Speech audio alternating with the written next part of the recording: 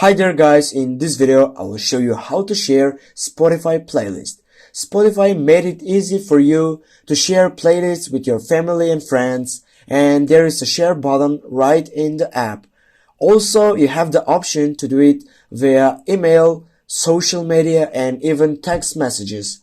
Plus, you can always just copy and paste the playlist link anywhere you want. Now the steps to sharing the list from different devices are pretty similar.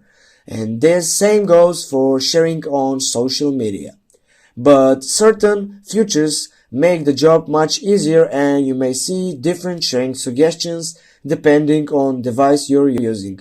Without much further ado, let's jump right into the quick tutorial.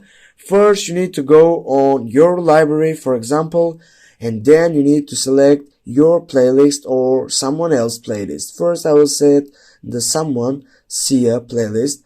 And you can see beside the following you have three dots icon. Click on that, and now you have the option for share. Go on it, and now copy link, or you can send it directly, for example on Messenger, but we'll go and copy link. Now as you can see, you can go also on your playlist. Go on your playlist. This is my playlist, and now go on the right side, on the left side, on this packing up, and you can see I have an option share.